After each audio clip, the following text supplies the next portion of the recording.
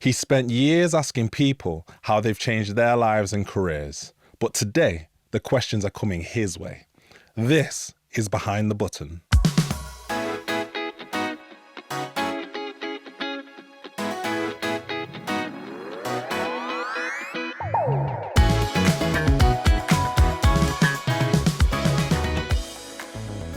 Hello and welcome to Behind the Button, the podcast that really lifts the lid on what goes on behind the scenes in the world of pay. I'm Adrian Goddard, the CIPP's commercial director, and today we're meeting the face behind My Duvet Flip, one of the UK's leading career shows for young people, and now reaching a global audience and sitting in the top 1% of shows on YouTube. He's the CEO of Youth Group and the founder of Make the Flip. He's a class guy, and we're chuffed to bits to have him on Behind the Button. Welcome, Jackson. Hello, how are we? Good, keeping well. How are you doing? Yeah, it's weird being on this side of the sea. I bet, I could imagine. I must say, love the jacket. Thank you. Well, I only put it on for you. Nice one, thank you. I remember last year, summer 2025, being invited onto your show, onto your podcast, speaking with Leon. And, we shared with him the plan and intention for us to set up our own podcast. And he said that, he'd be more than happy, for you guys to come onto our show. And here we are. Here we are now. Isn't that great, though? Because, this is what it's all about. Communities and people coming together and just sharing the love for the payroll industry, right? And that's why we invited you on the show, because one, your rap was brilliant, and two, we have to get the message out there. Yeah. And that's what this podcast is about. Absolutely. So big thank you. Appreciate you guys for being on here. All right. So on Behind the Button, we always kick off with a question from a former guest. All right. So the question for you, Jackson, is if you had to talk somebody into going into your industry and your type of role, how would you sell it to them? Oh, great question. So firstly, the first word that comes to my mind is obsession. You have to be obsessed with the small details. What we do is put in people at the front and centre to share their stories, to showcase why their industry is really good, but also, on the flip side, to engage and motivate young people. So you have to be obsessed. If you're not obsessed, if you're not looking at the 1%, if you're not looking at ways that you can really engage people so they can go and live their best lives, you've already lost. So if you want to get into the industry and you want to do what I do and what the brilliant team behind My Duvet Flip does, then you have to be obsessed. Two, which I know you're like, you have to be commercial. If you want to scale the unscalable, it has to be sustainable. And if you want it to be sustainable, you have to find a way to make it commercial. Okay. And I think that's really important. Now, youth is normally bracketed in charity, and I think charity does some great work.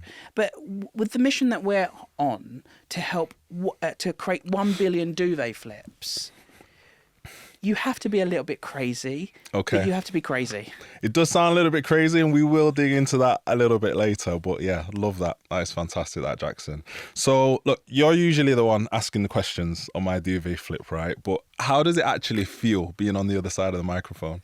Well, for the last half hour, I've been trying to arm wrestle you to get what's on those questions, because I don't have a clue what you're going to ask me. But you know what? It's good, because you probably see, as we were talking behind the scenes, I'm observing, I'm looking for 1%, what we can take back to our own show as well. And I think that's how you kind of grow as a community, is to help each other.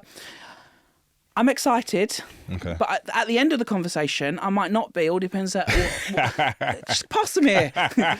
Well, I don't know what you're going to ask me, and that's exciting, right? Okay, that's good. So it sounds like you're going to enjoy being a guest, right? But do you feel like you'll enjoy it more being a guest or being in control with the questions? I love hearing people's stories. Okay. So I'm a natural, shine a light on someone. The secret is I don't actually like cameras. I actually don't like cameras. Oh, right, okay. One, as you know, personally, I eat too many Maltesers. Oh, stop it. I love them. And two, I don't actually like the cameras. Even though I'm on camera every week, I always try and say in the editing process, and I don't get involved with the editing process as much, but I always say, take my chunky face off of it and put the guest on it as much as we can, because I don't want to be on the camera. And isn't that weird? Sometimes you do things because it's for the greater good. and I know the mission is for the greater good. For me, this is not about being on camera, being everywhere. In fact, I've not done an Instagram post for a week. It's only because my team has to go, come on, you have to do one, that I want to do it. And for someone who's got such a front-facing role, I don't like to be front-facing. Do you know what I think? No, I think that's such a powerful perspective that you've got. And I think that's probably what's helped to facilitate also the impact that you've had, you know, with Youth Group and Duvet Flip and whatnot, in that it's quite clear that the vision's beyond you. You know, it's not about you. It's not about, like you said, you being famous or your face being everywhere, but it's actually about the purpose. Absolutely. And you know what? The more I can make it not about me, the better. Love that. Because that's how you build something sustainable and global that actually make a difference. And I think that's where people get trapped in their own kind of success. Yeah. If you can't let go, if you can't let it grow, if you can't let other people have a voice, then it's never going to become anything. Okay. And I see it time and time again that there's some great shows out there, but let the people be the stars of the show. And that's what we try and do on My Duvet Flip. We let the people be the stars on the show, because they are. Well, you're going to be the star on this show. So there you go. Let's see. All right. So what's one conversation from your show that's really stuck with you and resonated? There's been so many interesting conversations on the show that's happened, and we get to meet so many walks of life, different industries, different roles, different type of people. One that's really stuck out with me is about there was an individual that said to me, go from having all the answers to all the questions in everything you do. And for me, that is really important, because I'm sitting here asking all the questions. And whether you're getting into payroll, whether you're getting into construction, whether you're the first day on your job or you've been in the industry for 20 years, walking into anywhere you're going for the first time, it's so important to actually take a step back. You don't have to be the expert in every room. You don't have to have all the answers.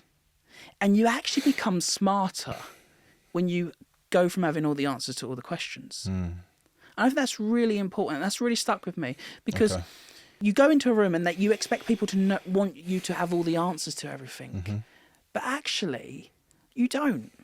And as soon as you can be comfortable that, put your hands up and say, oh, I don't know anything about Bitcoin or payroll, I'm coming from the outside here, educate me, the conversation becomes smarter automatically.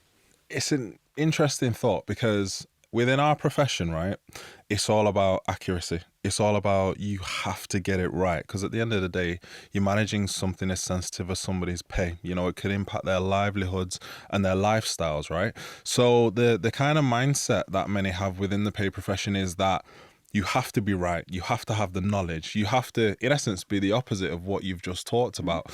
But like you said, to be able to, I guess, step into new avenues and arenas, you know, you've also got to be, I guess, or have a mindset that is willing to step into something even though you don't have all the answers. So what advice would you give as to how somebody who, in essence, has a role where they do need to have the answers, how would you encourage them to be able to step into new arenas, not necessarily having the answers, but to have a level of confidence around that? Start by being wrong. A number of people that are in the payroll industry would have started probably not knowing absolutely a thing on what a payslip is, how does it work, and they got taught along the way. So you have to be wrong to be right. Yeah, and if you're starting wrong, there's room for growth. It's that thing in your belly. You wake up in the morning and you get this butterfly in your belly. You don't know, why am I nervous? Is it because it feels like it's my birthday or I'm going on holiday? If you get those moments in the workplace, if you're entering payroll, you're entering a different industry, that is where the growth is coming. And you need to have as many of those moments as you can. Those butterfly moments that make your belly turn. Am I going to be sick? Am I hungry? Or am I just really excited or nervous? Those are the truly moments that you can truly grow. And failure is not fatal. Now, in payroll, you do have to get it right. Yeah. We payroll a lot of people. We have to get it right. But you don't have to start by getting it right. And what I mean by that is there's going to be a mentor in payroll that can help you get from A to B. then you become the expert, and then someone comes in asking you the questions. Let's jump into the youth group, right? So tell us about youth group. You know, what is it and what problem is it that you're trying to solve for youth? So 5 years ago, Leon, Juice and I got together and we said, you know what, there's some fantastic stuff happening in the sector for youth, but not at scale, not meaningfully, and unfortunately not modern. Okay. Very dated. So we said, why don't we start something to actually help people? At that time, we went into a massive pandemic. Yes. And we were just like, what the hell, really? What is going on? What can we do?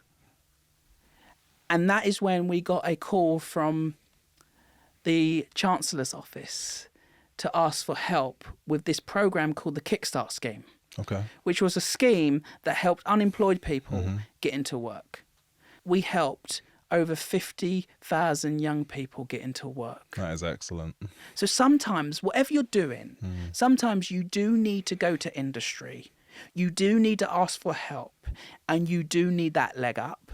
And that's where collaboration is really important. And that's what youth group's all about. It's about collaboration. It's how can we get young people and industry come to the table and work with each other so one can reach its objectives and goals and the other one can reach its objectives and goals personally.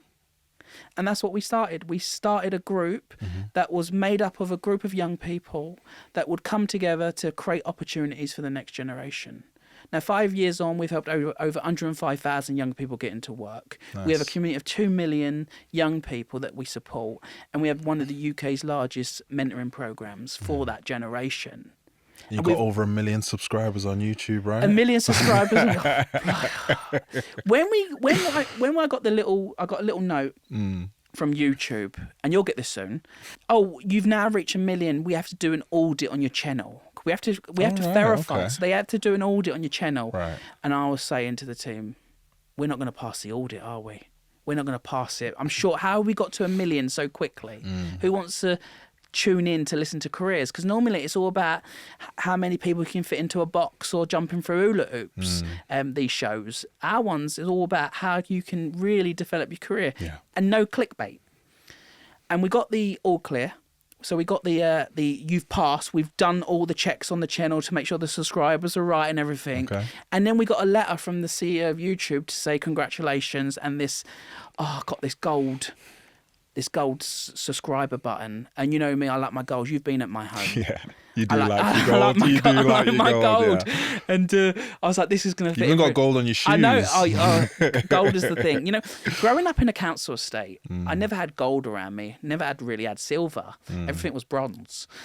So for me, gold is the moment where I can say, oh, gold is my level of success. Okay. Because actually, if I got gold around me, I see the colour gold. It's like when some people see the colour pink. I get excited.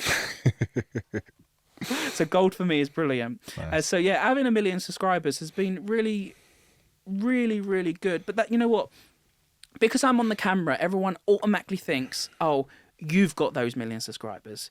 There's a whole operation that are smarter, more aware of the magic behind it. I actually got the easy part. I get to talk to interesting people about their careers. That is the easy part. And sometimes people don't actually see what goes into a podcast or a show. Yeah. You'll know this. There is a lot. There's a lot, isn't it? There's a lot that goes into it. Oh, yeah, I'll do that. And then when you realise the people that have to be involved, the team, like even like behind the scenes today, there's 4 individuals just on this chat. Yeah. It's an incredible, but I see it as how many opportunities has that created? Like we've created 10 job opportunities by launching the show. Unemployed people that didn't have jobs, that have lost their jobs because of the creative industries can be a bit harsh on creatives. It's hard being a creative. We've given them the opportunities. And for me, that's a job done. I love that. You know, you spoke before about, you know, around the pandemic time, right? And you being able to get, I think you said around 50,000, you know, young people into employment, right? But obviously we've moved on from that, thankfully, from COVID and whatnot. But we are at a transitionary moment right now with technology, right? With the introduction of AI and it being more so embedded into organizations. And what we're seeing more and more is the consideration of those who are hiring, the question of, well, can AI do the job, especially entry-level roles? Can AI do this rather than having to hire an individual? And also, in addition to that, you've also got the rising costs of employing people anyway, and the changes with the Employment Rights Act and things like that. So how do you think businesses can focus on bottom line and AI efficiencies while at the same time still having an open door for entry-level unskilled employees to be able to develop in the workplace, even though AI could potentially do what they would do? It probably could do their jobs 10 times better. Let's just be really realistic here. There's a lot of entry-level roles that will and have been replaced that would have been for the young person that now AI can do 24/7 for a lot cheaper. Okay. Yeah. I'm a realist. Yeah. So I want to get real with people. But with chaos comes opportunity. And this is an opportunity for the next generation to shape what the future workplace looks like. If they focus and ask the right questions and be curious with industry. Now, it's also industry's responsibility to make way for the new generation. Now, I believe what's happening, because I get to speak to a lot of PLC CEOs personally, some of the things they share off camera. Now, the AI team is not talking to the HR team until the decision's been made. Now, if you can merge what the implications are with AI and what you want to achieve commercially with socially good, and realizing that everyone started not at the bottom but at the beginning, then they could come to an understanding, and the strategy should be actually created in coherence, not separated. Because there's an afterthought at the moment. Yes, let's put some AI in place, and that means we replace jobs. Instead of using the word replace jobs, what about we use the word reshape jobs?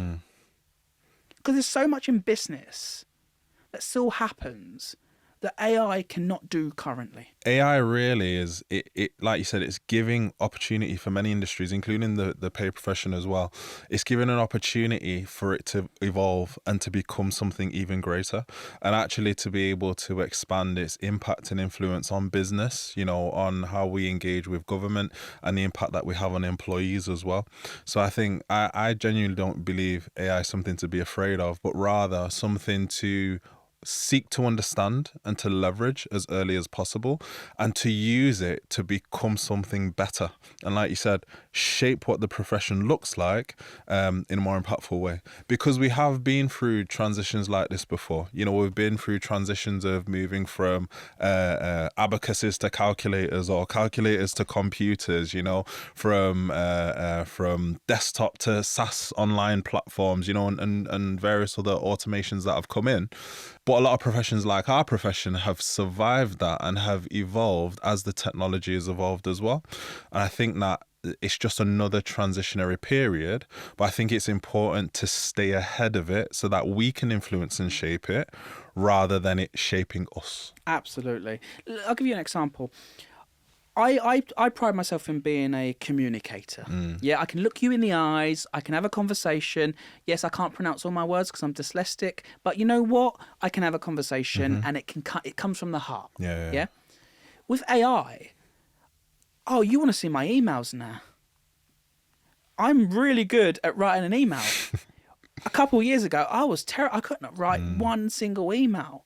But now I can voice note into AI. And then I do a little prompt that says, okay, make it a little bit more Essex because no one wants boring talk. And it comes out with better Essex words than me. But then I can now do the written version and the verbal version. Okay. Like, I'm writing a book at the moment. It's all about the show. Look forward to reading. Yeah, it's gonna. You know awesome. What? But we are using AI to help it because yes, I'm voice noting the learnings and the guests that have come on the show and stuff, but we're taking the transcripts from the show. And AI knows quicker how to turn that into a really keen story. Like, your rap might even make an addition into the book. As long as you leave out the bit about the socks. Yeah, we'll leave the socks bit out. There's a whole page around mucky ducks and socks. Duvet flip, right? It's a powerful statement, and I think, Joe, if you haven't already, I would love to see like a compilation of just the responses to that question. What is your duvet flip, right? Because you've had a multitude, of really significant and senior leaders answer that question. And, within the pay profession, it's such a profession that it's time bound, it's sensitive, it's such a fundamental role, within a business. So, the duvet flip for somebody within our profession, I think is quite important to remember the why, but where does duvet flip actually come from? I don't share this much because this is, we've passed it. So it was 2020, Rishi Sunak came up online and said, we're going in lockdown for 6 weeks. And everyone went, yes, I can paint the garden fence. I can work from home. Because even though work from home's been around for many years, it wasn't a thing in the kind of, if you worked in an office, you'd normally go to an office. Yeah. And everyone thought that we would be in lockdown for 7 weeks, and then we'd all come out and we'd all be a nice little break and holiday. Yeah. I even thought that. I didn't have knowledge. 7 weeks went. 8 weeks went. 9 weeks went. And in that period, when the water's reflecting, when you're standing still, you can see your reflection. When the water's rippling, you can't. And that gave the opportunity for so many people to realise, what do they care about? Yeah. What don't they care about? And what do they want to do going forward? Now, I was always running round like an headless chicken. Next thing, meeting after this, trying to make a difference, trying to change the world, as you do in your own bubble. And because I stand still, I noticed a mole growing. So I went to go and get it checked. And I found out 9 weeks into the pandemic that I had skin cancer. Oh, wow. And I'm someone who will give someone my last pound, jump out of bed, support people, help the old lady across the road. Yeah. I could not give a damn. Something in me switched. I didn't want to be an entrepreneur. I didn't want to see anyone. And for weeks on weeks, I just laid in bed. Wow. The only time I got out of bed is to have a shower, to eat some food, or actually go in for my operations. And I went in for my operations time after time again, going home to a lonely place, everyone else going through their own challenges, and I did not want to get out of bed. And I got an email saying, by the way, Jackson, you have got the all clear. Brilliant. And I flipped the duvet. That is awesome. And I called Leon. Leon's my best friend. Yeah, we work together. We're best friends. Yeah, I can tell the buddies, chemistry between you two is incredible. He's something that I trust so much. And I called him, and we obviously had a team. We didn't know what we were doing. We didn't actually furlough anyone. We wanted to keep everyone focused. And because we also had this great opportunity with the Chancellor's office, we couldn't furlough anyone anyway, because we had to find 50,000 opportunities for people. And I said, I just flipped the duvet. And Leon's really creative. He said, duvet flip, what's that? I said, I don't know. Sometimes I'll just say things and I'll say something and I didn't mean it. He said, no, what's duvet flip? I was like, well, I'll just flip the duvet. He said, oh, that's interesting. I said, oh, that is interesting. So we had a conversation, and what he was trying to do is obviously get me back, trying to energise back into creative ideas and stuff. Yeah. And by the end of the conversation, we decided that we would launch a show. We would call it Duvet Flip. It wasn't my Duvet Flip at the time, but it was Duvet Flip. And we would find out what help is helping others flip the duvet at the moment. And that is how it all started. From being ill with skin cancer to having a creative conversation with my best friend to actually starting the show. And it started with, what's your duvet flip? Yeah. And then that's a bit too long. And Leon goes, what's your duvet flip? He's like, that's it. And then my duvet flip. Everything should be in 3 words. And that's how it started. And at start, people was a bit nervous. Adrian, they was like, oh, duvet flipping, is that something sexual? What does that mean? I don't get it. But as soon as we started, and then the Chancellor at the time, Rishi Sunak, who was just becoming Prime Minister, he was like, I love that. Come and tell me, let me tell you about, what was it? Budget and bills and duvet flips. I was like, okay, cool. And that is how it all started. Wow. It started with us interviewing Rishi Sunak. He was the hero at the moment, Eat to LPAT and furlough schemes and everything he was doing as Chancellor. Yeah. And he created so many opportunities for the Kickstart scheme. We thought, what a brilliant person to kind of come on the show. Our second guest was the CEO of Pizza Hut. And from there, incredible start to the show, right? It was. And that's, I think anyone who's tuning in who may have an idea, and we said this when we talked privately, your first 3 guests are your most important guests on the show. They either make or break your show. So choose them wisely. Great advice. It's a bit like when you're at a wedding and you're choosing your best men, your best man, and your bridesmaids, right? Who are the 3 first people? It's the same with a show. Is make sure the first 3 guests that you have, because it will set the whole direction and the tone of where you want your show and podcast to go in years to come. And, we're seeing more and more, podcasts to do with pay, being created, ours as well, who started the start of this year. So yeah, anybody who is considering, amplifying the expertise across the pay, profession, you've heard it first from Jackson here, some advice for you. But yeah, that's just such a deep and profound story as to where my duvet flip came from. And I'm glad you've got the all clear that you're well now. It's just the hiding from the Maltesers, but you and your team have done no good today, because I come in and I see like 20 bags of Maltesers on the table. We had to. And I'm just like, oh my God. And my fast actually breaks after this. Oh, okay. Because I'm on a 20-hour fast daily at the moment. I've just got back into it. And this time I'm going extreme. And I was just like, okay, what should I have for lunch? Well, you've already arranged that. Well, please devour them. Okay. So you've mentioned a number of times Leon Juice, right? Co-founder and friend. Tell us a little bit more about how you two met. So Leon and I met literally. I'm a creative. I'm an operator, but I'm also a creator. Yeah. So I've learned to be an operator a bit like you, and surround yourself with smarter people who can operate right. Operate the operators, I say. And I came across a video. So Leon had a video agency, and he was doing lots of great videos. Like, I saw this video on Instagram, and he had this bubble tea, and the bubbles came out, and it was all floating, and some things like this is before AI can do things. Okay. I was like, how is this 21-year-old making this kind of commercial on 9 people from his bedroom? So I was like, I like these video. I like the video. I don't message people, actually, to start with. That's a bit weird.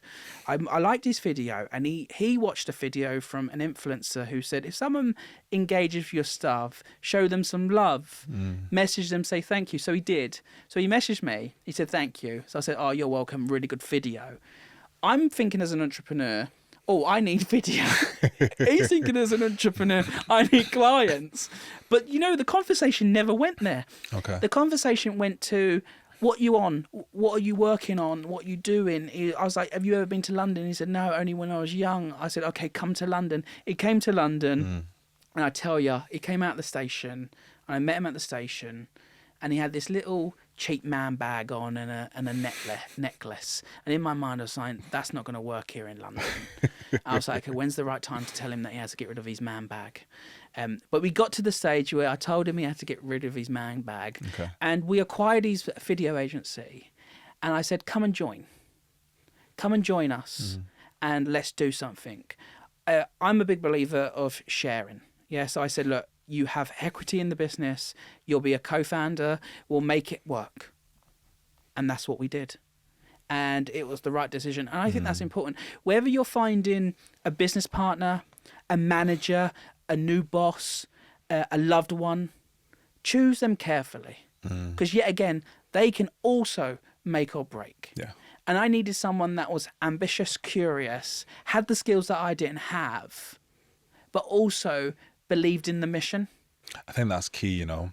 It's so hard to actually be effective and impactful in something if you don't actually believe in it. You know, it's more so like ticking a box or just doing the job because you're responsible for it, rather than you having the passion and the love for it.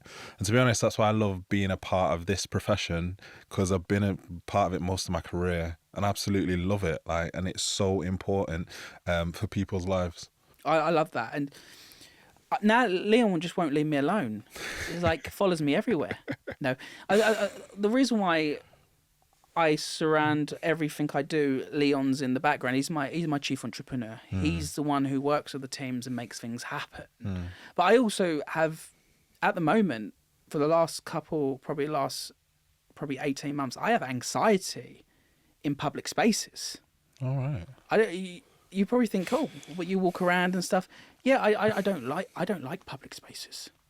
I think it's overwhelming. I think since the pandemic and I got the all clear and I could go for long walks and everything was calm and I could cross the road and actually stop and kind of stroke the sausage dog. I love Dashans. I now it's all getting busier again and I'm like, oh wow, I just want to. Sometimes it's too much. Like when I came in today, I was like, okay, we're sitting down in an open space and there's people over on the counter and there's coffees happening, there's open door. Oh, that's way too much for me. And you wouldn't think that because I'm an outgoing person. I love people. Yeah. So just having Leon there, it just calms everything down. So I always have to have someone with me. Otherwise, I just get really overwhelmed. Let me dig a little bit deeper into that, because, you know, within our profession, I've spoken to so many people and met so many people that suffer from anxiety or, you know, fear, lack of confidence, you know, things like that. So I guess with your experience and what you've been through and how you have to navigate being, if anything, speaking and, you know, being around large groups of people, what advice would you give them in how they can overcome that and how they can step into confidence instead of being crippled? Courage comes before confidence. So you need to really realise, why are you turning up? Yeah, like this was my duvet flip today. Yeah, we spoke last week. I was like, oh, you know what, there is, no matter what, if there's, and we're not going to get into this, but if there's a war, if there's anything that's happening, if the road tears itself upside down, I am turning up, because commitment is really important to me, no matter what. Yeah. So but you have to have the encouragement to say, you know what, I'm turning up because it's going to, even if it inspires one person to get into payroll, like for me, that's success. That's worth it. Yeah. So you have to have the encouragement. And then second, you have to take it in small doses. Yeah. You probably noticed where I was sitting. I was sitting in the corner when you came in and I had no one behind me. Yeah. Yes. So pick your moments on where you feel most safe. Okay. Yeah. So I would have never sat on the edge where there's people behind me. Just little things. So you pick up the habits. Yes, not everyone can, but I wasn't public transport here today. Do you know what, I like that, right? Because what you're really saying, what I'm hearing is, create your own safety within a seemingly unsafe environment. Yes.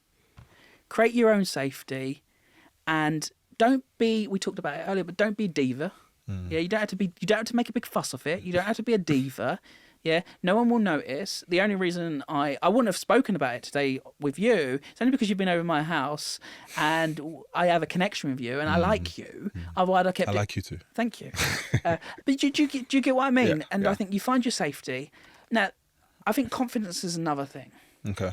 I have confidence. I can stand up on stage. I can make a fool of myself. I can smile, joke, have a conversation. But it's just the bit before. It's that bit. And I think everyone goes through their own things.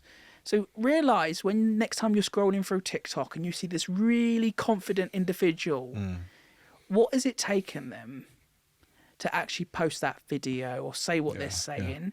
We're humans, yeah? We're using it, me and Leon and the team are using this saying at the moment, be more human. Yeah. Is that a human moment or is that an email? Yeah. So be more human. But realise that humans go through all things in life. So never judge a book by its cover. Never assume. And I know they say put yourself in other people's shoes. I really think you should. I think we've lost that, especially here in the UK. Kindness is really important. I use this value to be ruthlessly kind. Ruthless on process, kind to people. Always. You're not better than anyone else. No one's better than you. Have the respect and decency to look someone in the eyes, stand up when they walk into a room and shake their hands, no matter who you are.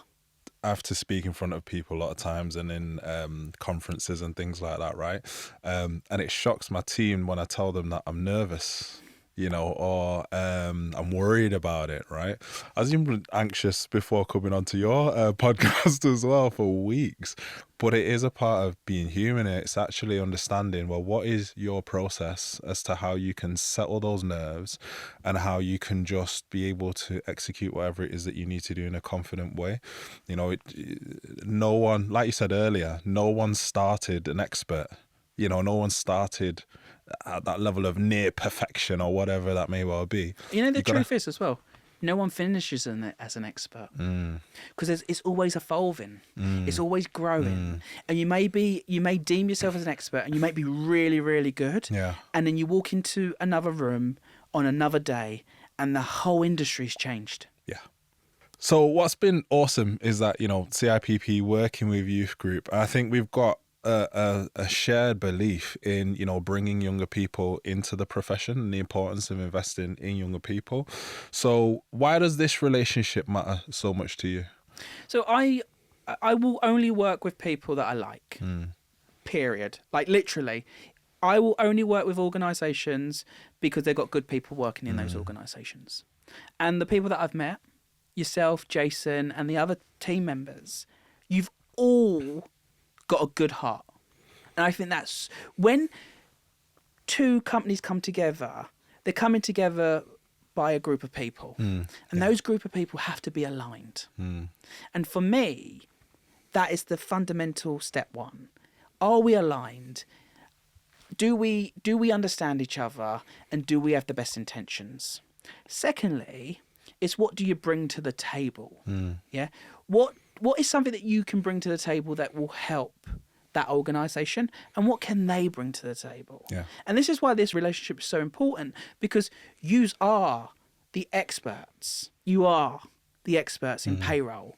We don't know hardly anything about the industry, but what we do know is that there's so many talented young people that would thrive in your industry.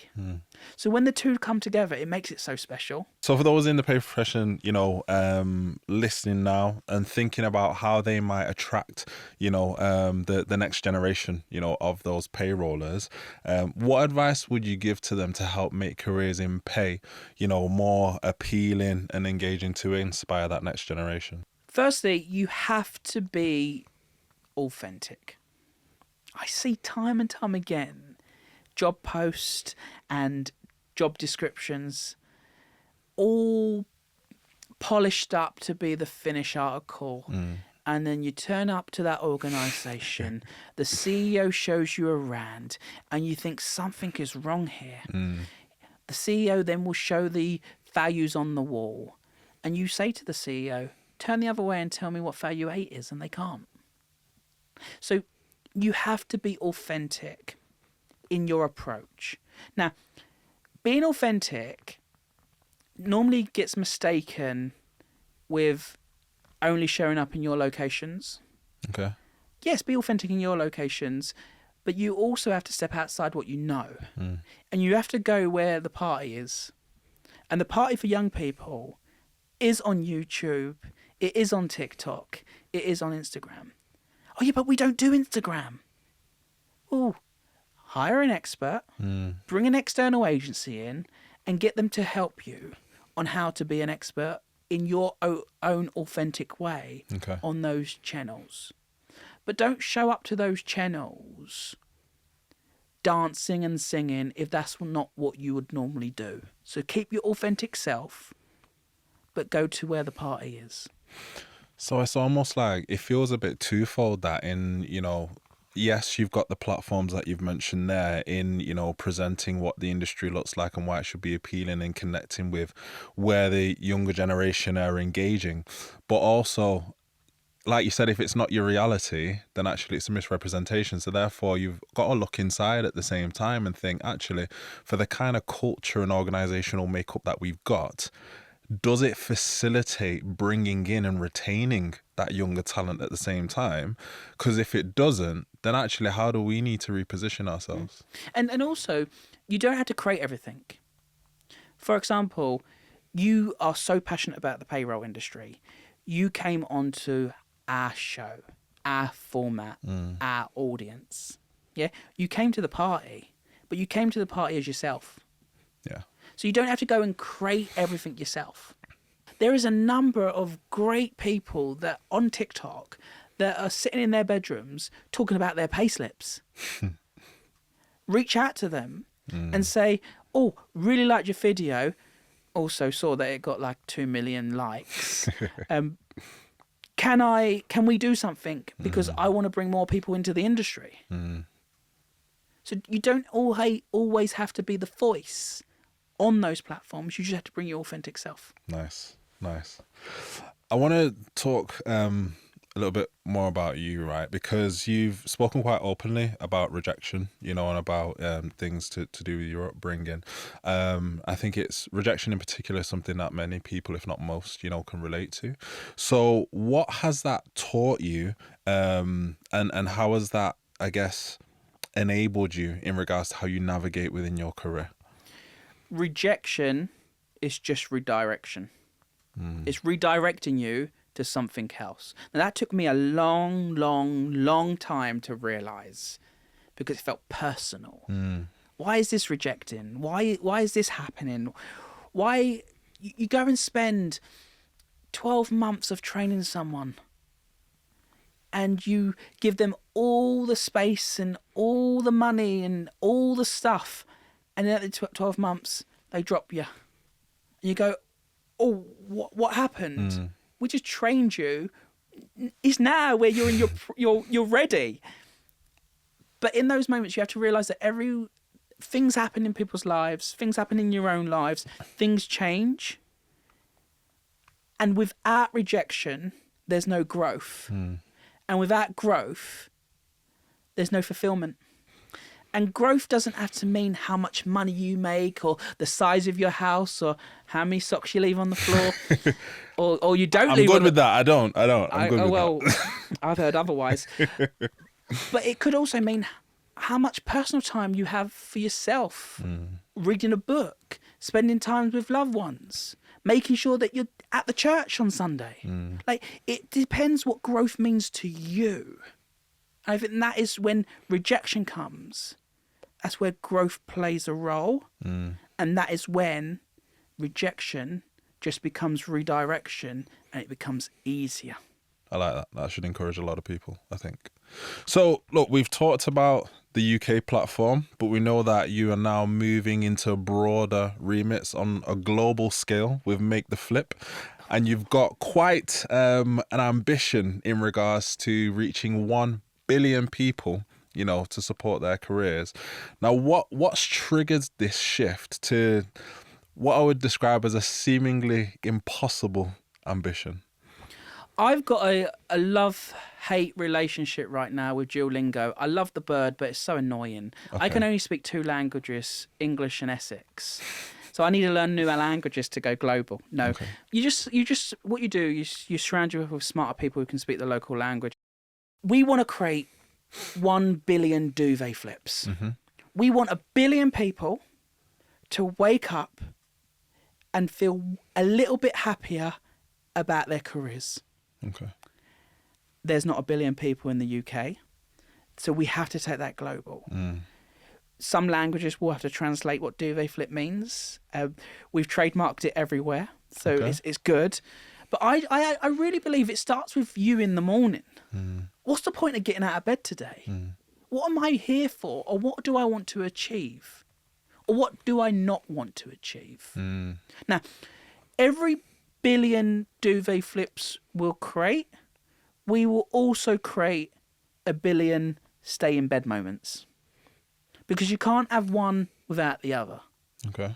And what I mean by that, if we can really inspire, motivate, and provide the tools, opportunities, and ambition for people on days where they do to flip the duvet, they'll understand what a duvet flip actually means. So we've broken the duvet flip down into 4 key missions. Okay. 250 million people supported career advice, which you've supported us with by coming on the show. We're at over 11 million people supported with career advice, Excellent. which is incredible. Yeah, it is. It really is. Number 2 is to create 250 million new work opportunities. And what a brilliant time with the chaos with AI, right? Yeah. It is a great time for that. Number 3, which I know all links in with payroll, is to support 250 million people to make better money decisions and outcomes. And to have better money and decision outcomes, it all starts with understanding your money. Yes. And that all starts with understanding your payslip. Exactly. And number 4 is 250. You see, we've kept it really easy. Yeah. 250, 250, 250. 250 million supported with lifestyle choices, mental health, resilience. Now, how do you do that? Well, you surround yourself with smarter people, you work with organisations, and you create solutions that really support individuals. So we take one, let's just break one down. Let's take work opportunities, 250 million, yeah? Now, if you broke that down into 10 different programs, Yeah. each one is then helping 25 million people. Yeah. You break that down again by over a period of 10 years. You have a smart entrepreneur run it. You make it movement-led. It could be local. It could be global. So you micro 1% it. The amount of people have said, oh, a billion, who do you think you are? And I've gone back, I don't think I'm anyone. But right now there's a problem. Yeah. The workplace is unmotivated.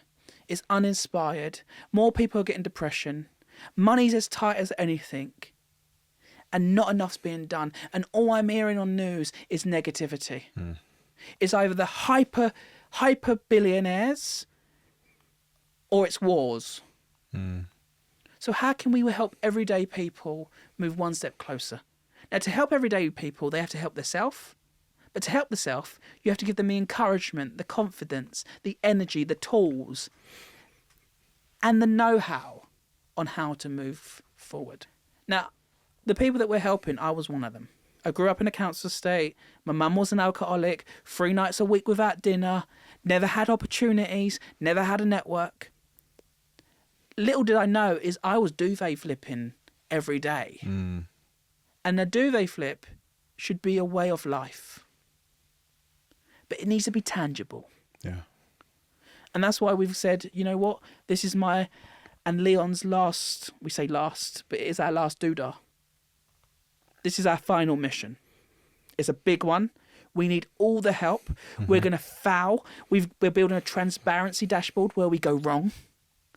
So before the naysayers come and say, oh, no. Oh, no, we know we went wrong there. Check out the transparency dashboard, and this is how we corrected it. Or here, this is how we paused that part. It's going to be programs that we launch that are really, really good in paper and only may reach 1,000 people. But that 1,000 people become 2,000 and 3,000.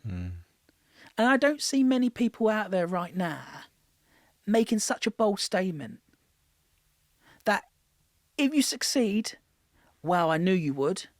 If you fail, you're just a crazy person with egg on your face. And I'm happy for both. What's awesome is the mere fact that you've got this audacious goal and vision and that you're actually pursuing it and applying yourself. You know, there'll be a lot of people listening to this whereby they may have that niggly thing inside of them, or they identify, gosh, there's a need here, somebody needs to bring change. And actually they may have a vision within themselves, an audacious goal that seems far beyond them, you know. So what would you say to them to encourage them in, you know, actually stepping into that to bring that change and transformation so that there are more people operating like that? Firstly, go and sit in a location that is uninspiring and unmotivates you. People say go and dream up the new ideas on a beach. Why would you do that?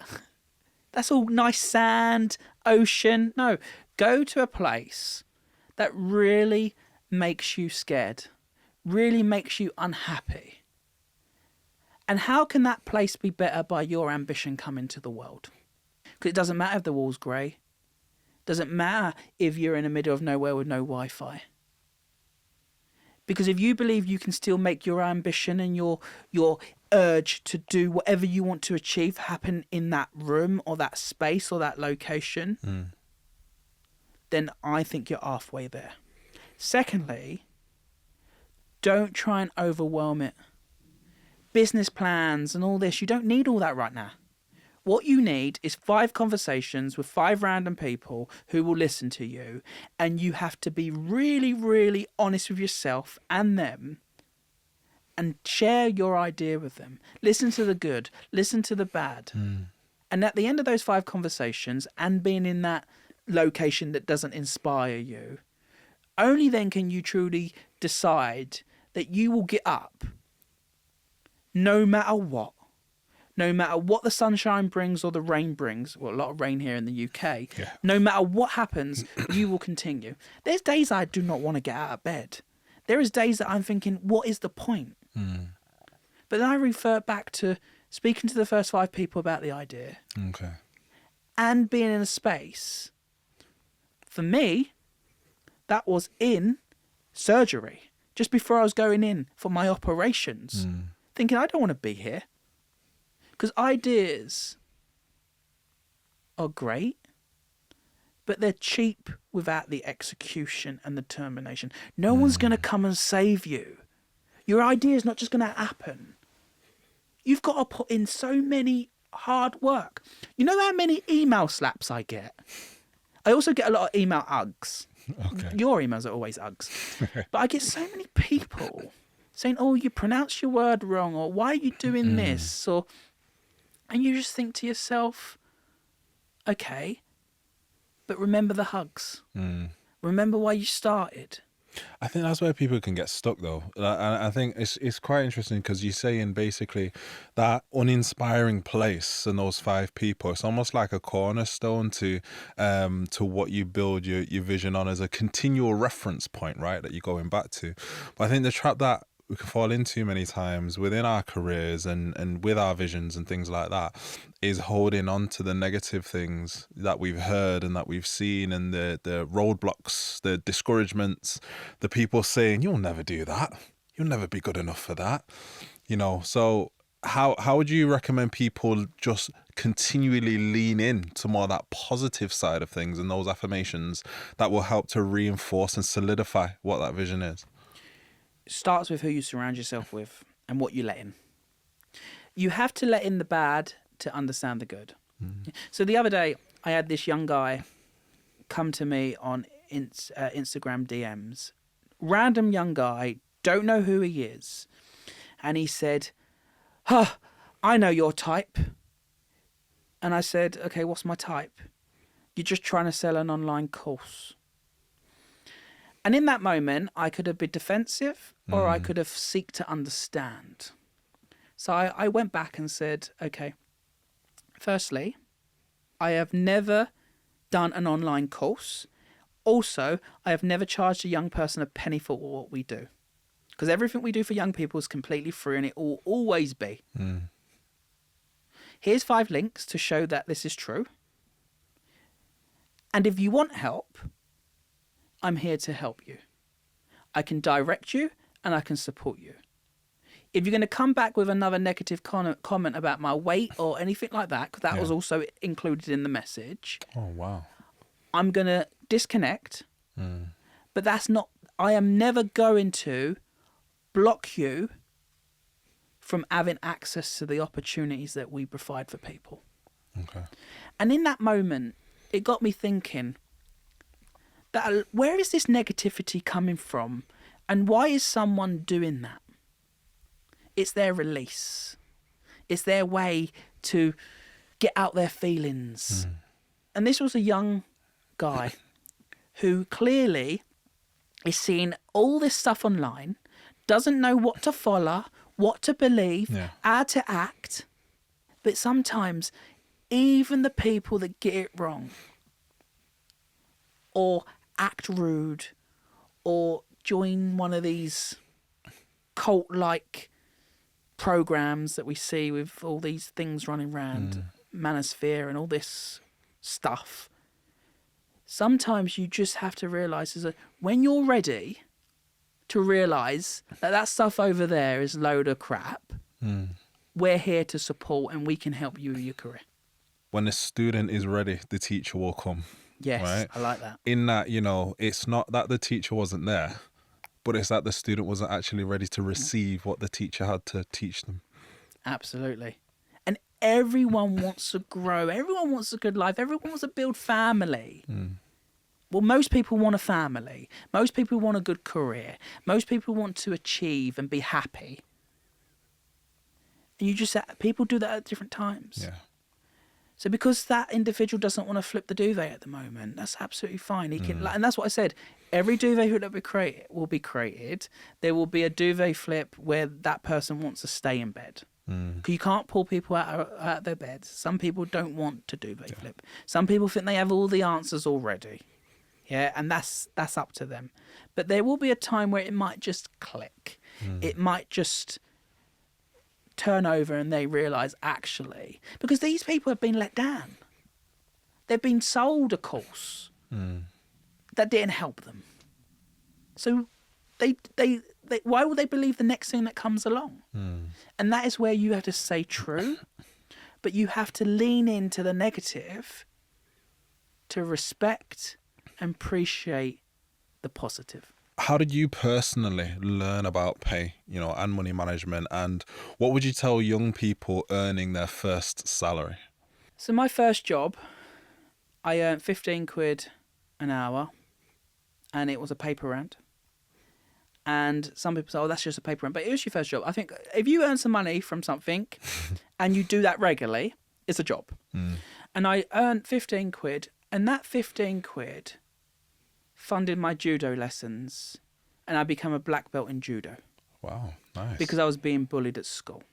So you heard that here first. Don't get into a fight with Jackson. Don't get in a fight. Don't get in a fight. That's why you're sitting a bit of a distance. But that taught me the value of what money can do for you. Even though it was only 15 quid, it was still tangible money that paid for my lessons and helped my life get better. Okay. Money helps your life get better if you use it in the right way. And this is where payroll and pay slips and earning a salary, they say earn a decent salary. Yeah, well, it's decent because you're out there working for it. Doesn't matter how much it is. Obviously you want it to be more, and you work your way to build your skills to get it to be more. But as soon as you can earn some money, it's your money.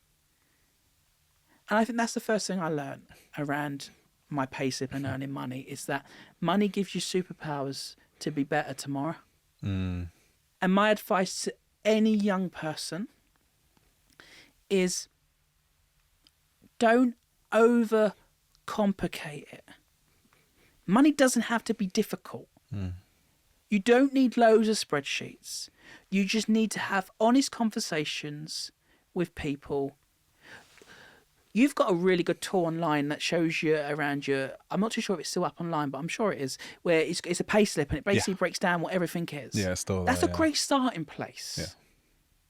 Don't be scared. Again, you're not an idiot because you don't know something. Everyone started at the beginning, not the bottom, at the beginning. So have the conversations, build up the small money habits, take advice, but watch what advice you take. Make sure you're taking advice from proper, verified financial advisors. Don't listen to any of these influencers on TikTok telling you how to get rich.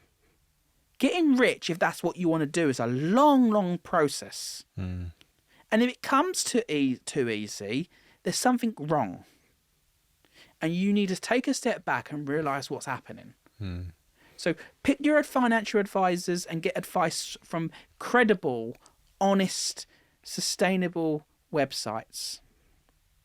Don't listen to the influencers because they're telling you the soundbite. And take it in micro steps and have an honest conversation with people. I think to add to what you're saying there, I think it's wise to have honest conversations with yourself at the same time as well, right? Because I'm fortunate enough to have a wife who's an accountant by trade, right? So she's taught me a lot, you know, about finances and about pay and everything like that. I was very undisciplined when I was younger, you know, and used to really just spend, to be honest, and not understand my pay, you know, not understand how to manage money effectively, and had to very much learn the hard way with that. But I think I had a great light bulb moment when somebody who was on about half the salary of me managed to buy a house before I did. Wow. I was like, how on earth did they do that? But, you know, they had a much better understanding of their pay, how to enable their money to go further. And they were very disciplined with it as well, you know, and that taught me a lot at the same time as to it isn't just about how much you earn. It's actually about how you use it and how far you can take it, like what you're saying there. Absolutely, I totally agree. And also realise that you can reach your goals, but not overnight. Like buying a house takes a bit of time. Yeah. You have to build up your credit rating. You have to make sure you've got a deposit.